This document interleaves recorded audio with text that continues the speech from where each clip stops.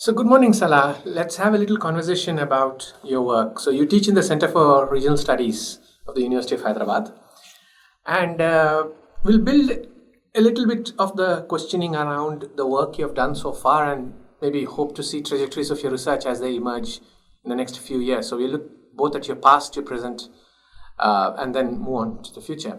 So, in your most recent essay in History and Anthropology, a very prestigious, highly ranked journal.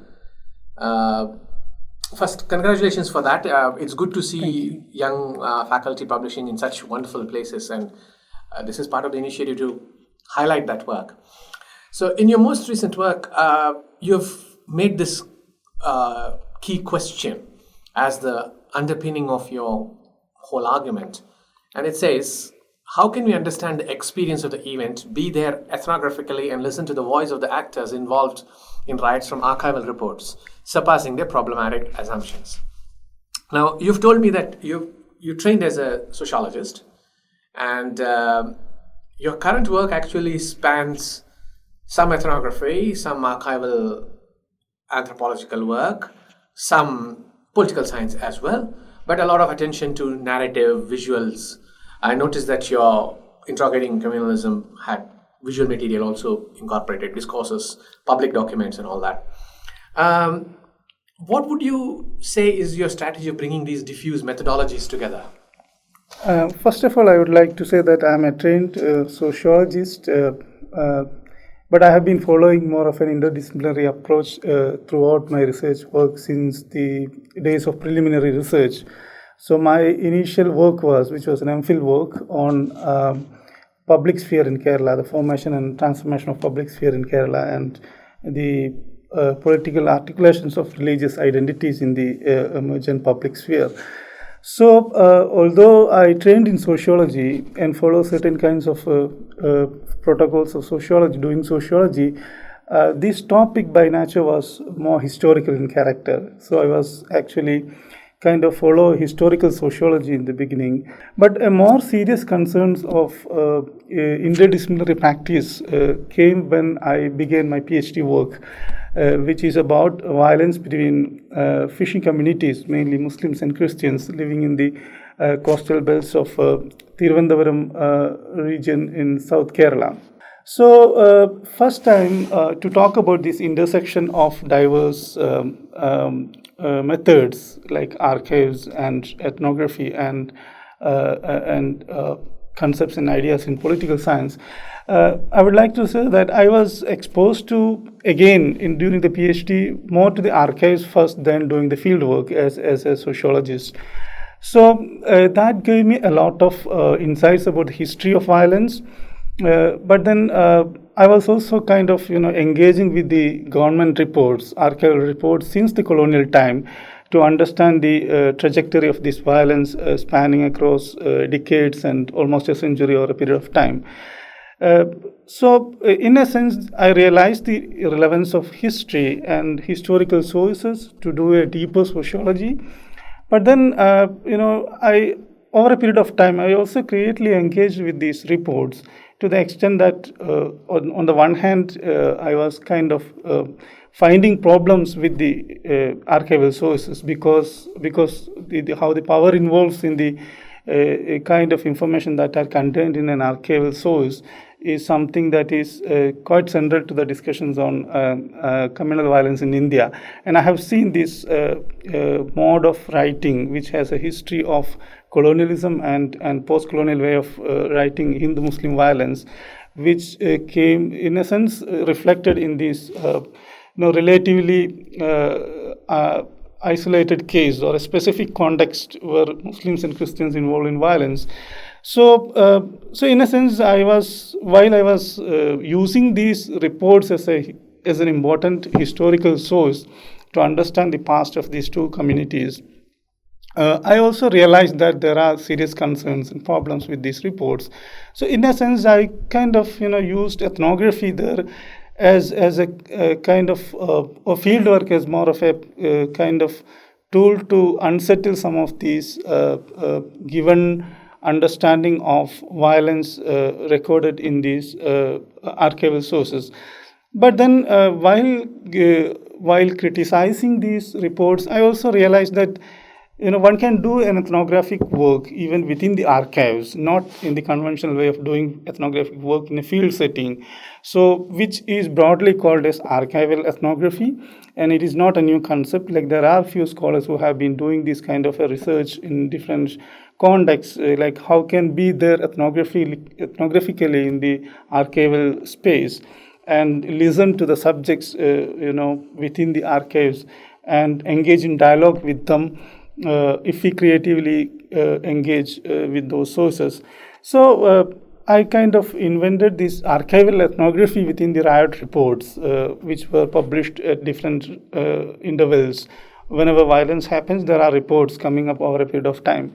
But then there is also a third interesting aspect, which I claim is relatively new, that there is something called ethnography of archiving as well. That because I happened to be there in the field soon after a major instance of violence and police firing, and I have actually tracked the very process of making a government report, because soon after the violence, what happens is that there is this judicial inquiry commission set up, and then the whole process of judicial discourse takes place. So this involves a lot of actors like victims, participants, perpetrators, state officials, political leaders, and so on, gives their testimonies in the court. So I have been kind of attending these court procedures, listening to the various actors related to this instance of violence. So this whole process was a kind of ethnography of archiving, because this discourse, which would eventually lead to kind of report and will be kept in the archives as a source. So understanding this process of making a government report and the bureaucratic procedures is, in essence, gives interesting clue about the past of the archives, the present of it, and I think also the future of it. So in that sense, ethnography archive intersection has been extremely useful and a potential source which would could be applied in other contexts as well. But more importantly, I think even when you as a sociologist do field work, I think it's important to historicize these ethnographic sources, ethnographic insights, or even to understand the macro structures and its connection with what happens in the micro setting. We need to move beyond certain conventional boundaries of disciplinary practices. And in the context of sociology, ethnography, in essence, need to be contextualized, historicized, and I think there is a lot of debate happening on how to move beyond the conventional forms of ethnographic research. I find it interesting and intriguing, and it reminds me of two specific modes of work which come together. One is, I remember distinctly when I was reading your history and anthropology essay, James Scott's work on the weapons of the weak, which does a little bit of both. It does the ethnography in the field and an ethnography of the archive and brings them together, which you seem to do so wonderfully well in history and anthropology. The other is the work which has been done on the South African Truth and Reconciliation Commission, where again there is an ethnography of the performance of the TRC, people being brought into, which you said, your political processes, and then the way the narrative is constructed, the discourses are generated. But I was also thinking that you might want to tell us a little bit about, you said the archive, how the archive is made, the archive being, and you said you traced the process, the first commission being put into place, the FIRs feeding into the judicial report feeding into something. So there is a stage-by-stage progression in the process of constructing the archive. But there is also then the political end of the interpretation of the archive, isn't it? And where the control over the archive determines the control over policy, the control over people. Would you like to say something about that? It's not part of what you've done in the essay itself, but it's there in your Interrogating Communalism. Yeah, in fact, like in the book, I deal this issue in detail. Like more examples are given in terms of what happens inside an archival report, or what actually lead to these kinds of conclusions and statements in the archives. So one striking point, and I would like to give an example to illustrate this more clearly, that when I looked at government reports of riots that has happened in coastal areas of Trivandrum at different stages. And specifically the instances where police firing has happened after the issue of tussle between these two communities conflict, and then kind of police coming and firing people and killing. One thing that I've noticed is that there is a pattern that is followed in almost every report, which has a kind of, which in a sense resonate the reports on Hindu-Muslim violence, that in every report they end up with the statement that therefore the police firing was necessary, absolutely necessary. That's how almost all reports ends up. So I thought, like, what actually the process of leading to that conclusion in almost every report, despite of the fact that that it is the members of these communities who were killed by the state. What I see from the state perspective is that almost all reports invariably positions these communities as inherently violent in character, and they are religious, violent, and there are many other stereotypes that comes along with as ignorant, as uneducated, and so on, and many other features of these coastal communities as more prone to violence immediately, very provocative, and so on. So these kinds of, and along with other kinds of notions about specific communities, like each communities have, particular kind of history, and in the local, regional, and national, international context, those idioms are all brought into kind of, systematically into the report.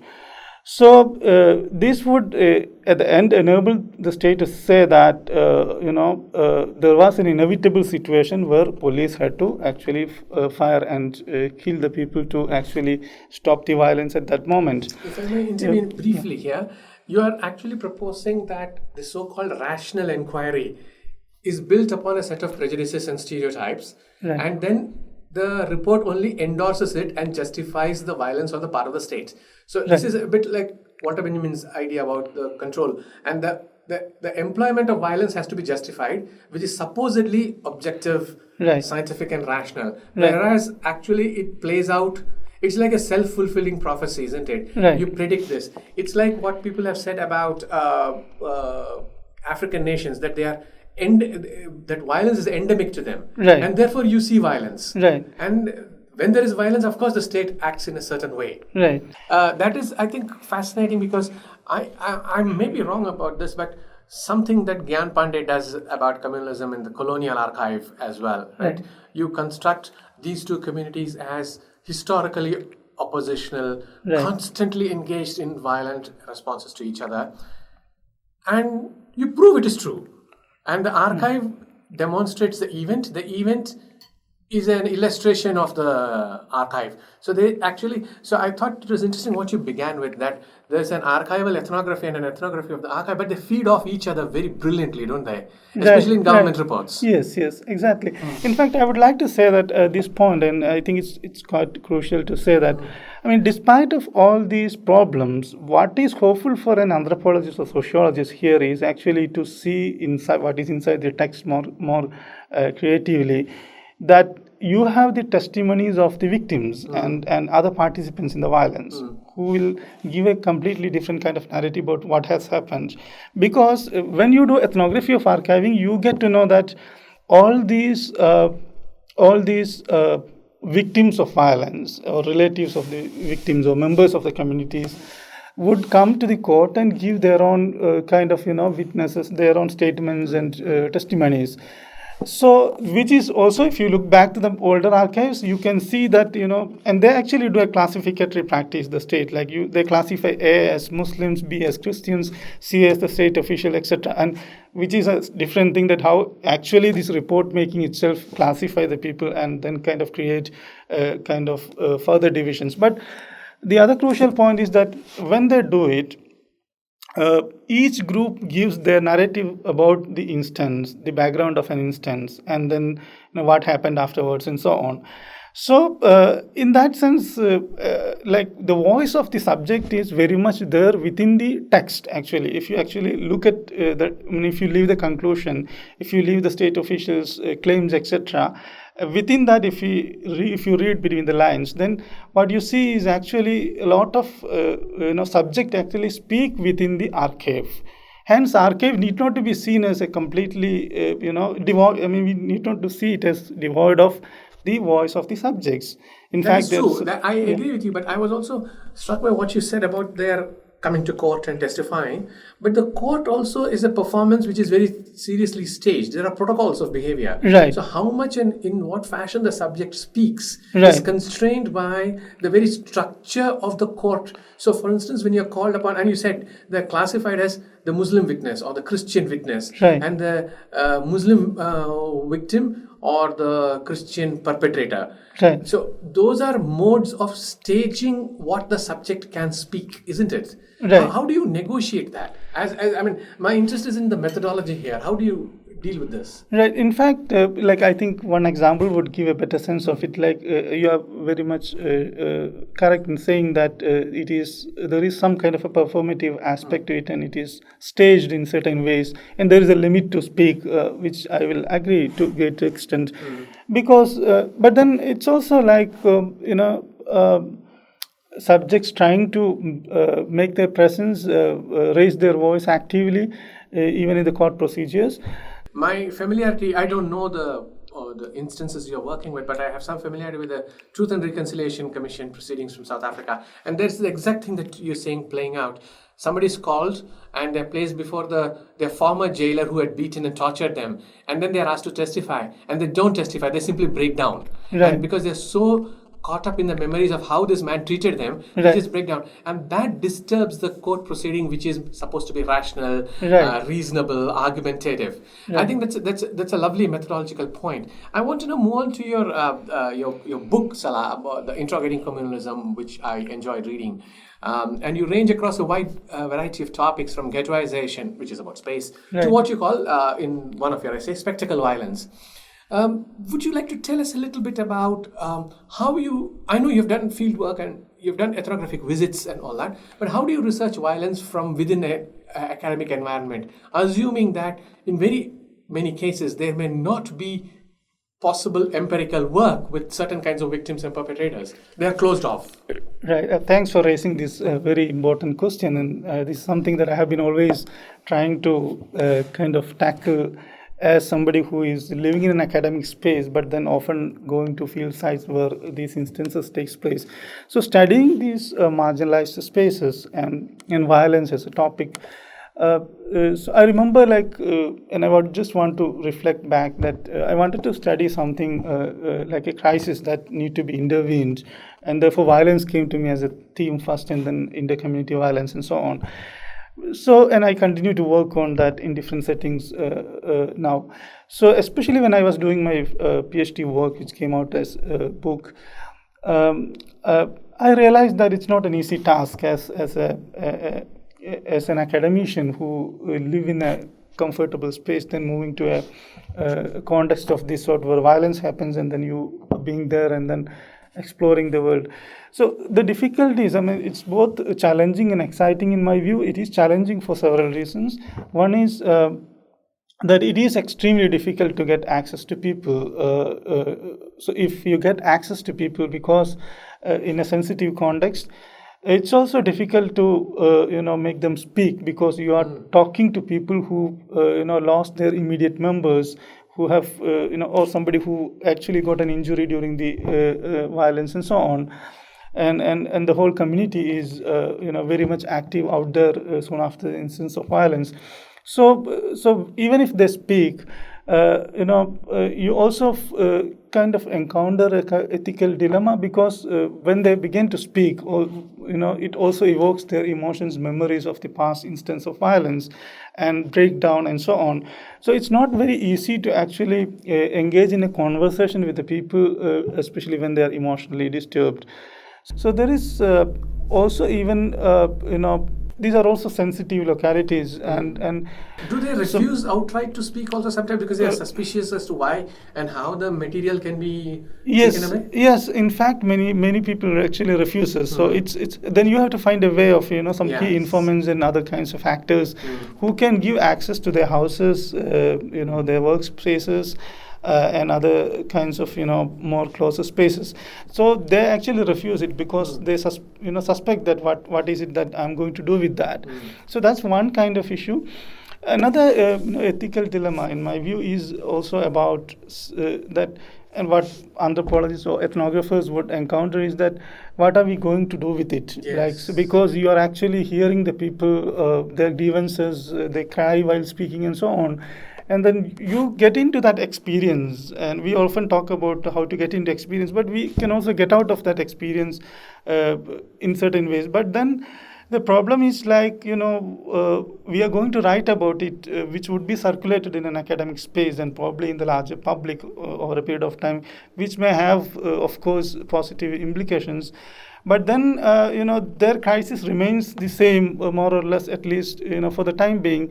So when you encounter extreme violence and suffering, there is great difficulty for a scholar to actually kind of deal with this experience and coming out of it, and how this would actually help the people. I mean, we are actually helpless in that sense. No, but if I may provoke you a little bit, you say there is this ethical dilemma that you're not actually helping them. Right. And I think it's Susan Sontag who says, if the photographer doesn't intervene in the horror that is being perpetrated before the camera, then they should not be taking photographs either. Right. But don't you think the work you're doing in the ethnographic archiving of this is also a crucial element in how health can possibly happen? I mean, I'm not saying Yes. you personally can. Right. But the documentation is central to, say, policy or social Right. intervention or civil society or whatever Yes. it might be.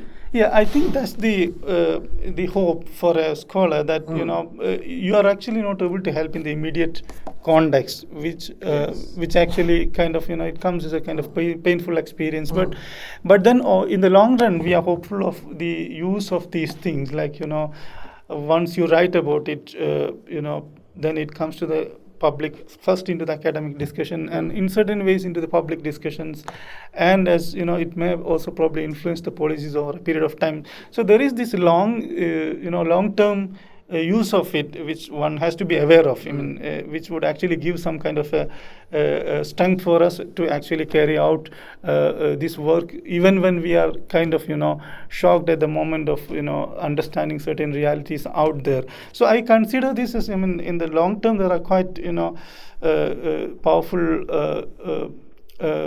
We can do a lot about it in terms of long-term engagement. You have done it in another way also. You offer courses in violence, and I know that several of our students have been raving about your courses in the last few years, about how you have taught them to think differently. So I do think of this as, that's a personal point of view. I don't know whether you or others agree, and but this is academic activism of a particular kind. Yeah. As John Beverley famously said, the classroom is still our primary battlefield. Right. And you take it there. So you take your ethnography from a very tense, very nasty spot where violence has happened. You put it into your book and your critical writing, and you take it into your class. And your class discussion is not disconnected from the book you have done on it. Right. So and you may not intervene publicly, but your class is also public. Right. It is a public of a certain kind. It's a community of a certain kind, isn't it? Right. So I think that the translational methodology that you're talking about, of witnessing, talking to people, interviewing them, critically examining, writing about it, ethnographic archiving, and this, they form a continuum. Right. Maybe the degrees of intervention are different, as opposed to, for example, a Red Cross volunteer in that place, as different from you. But I'm not quite sure whether we need to think of it as lesser. I think it does play a very important role. What do you think about that? No, I think you're now enabling me to think more about it, like the use of it. Perhaps I have not thought the way I thought about the use of such research works and field experience, because I did not, although it was happening, but I did not think in the way that how this actually taken into classroom. But when I think about it now, I do realize that this has profound implications in the way in which we teach the students, because you actually bring out the examples from the field straight away, and students are always curious to know about what happens out there, because they're also kind of stuck with the text and kind of classroom learning through the text and so on.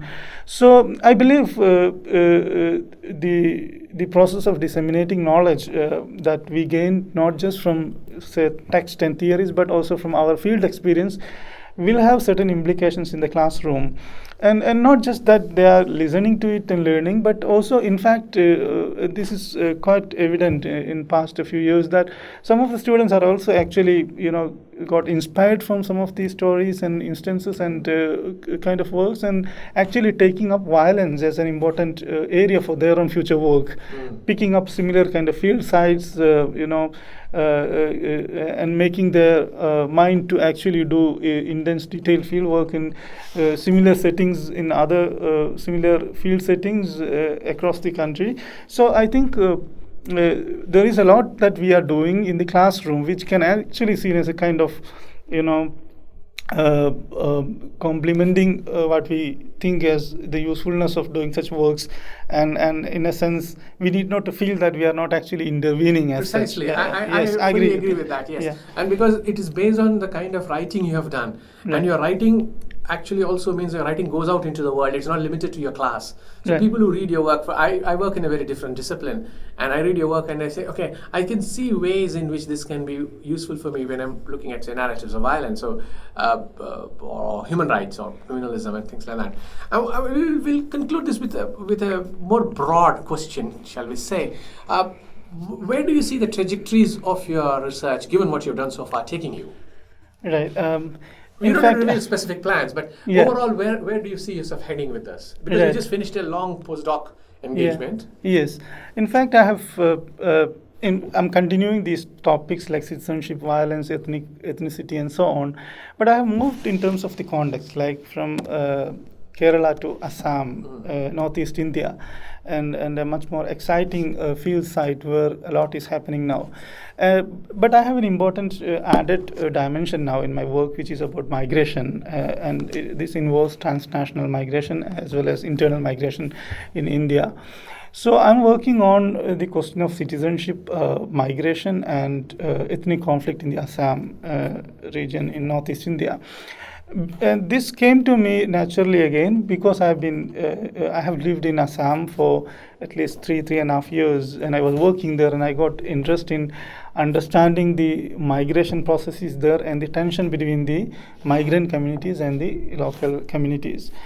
So I work on a few themes which are connected to the migration processes. About, like, one is conflict between migrant communities and the native groups or local communities, and secondly on the process of detention, deportability, etc. that is working out there now, which I don't see as just a very recent process. It has a bit longer history of it, and how these processes of detention, etc., impact the everyday life of the people, migrant communities, is something that I'm interested in, and I'm kind of doing field work there and started writing about it. Thirdly, I'm also interested in the process of spatial formation, which was part of my PhD work as well. Yes, it's part of your interrogation. Yes. Would you like to show us the book? This is the book. This is the South Asian edition and the Indian edition of the book. So the current theme. So the third one is like the violence and spatial formations in the region. But broadly, apart from these concerns to the empirical context of Assam, I'm also kind of thinking in terms of the migration process as more of a global issue, and trying to place the South Asian experience in the global discourse, because a lot of works are happening across the world, and we have a lot of interesting ideas are coming up. But I believe largely centered around the Western experience of migration processes. And we need to have a South Asian understanding of migration because of our peculiar history of partition and the continuing effect of partition and so on. So in my view, I think one is that we need to learn a lot from these academic discourse that is happening in the context of Europe and US and so on. But then we also need to actually engage with the specificities of South Asian situation, and hence we'll come up with a more of a comparative understanding of migration processes across the societies. So this is where you are migrating to. Right. I have homework. migrated to the migration. Yeah. Well, I will wish you best of luck for this, and I think it's very exciting to see this kind of work coming out at very interdisciplinary, intersectional levels that you're doing. So once again, it's been a pleasure talking to you, Salah, and your extraordinary work that you have in the form of a book and your lovely journal articles. Thank you very much, and all the best for your future projects. Thank you so much. I would like to thank University of Hyderabad for giving me this wonderful opportunity to have a conversation on my work. And thank you so much, sir, for taking your time and raising these very important questions and engaging in dialogue. Thank you so much.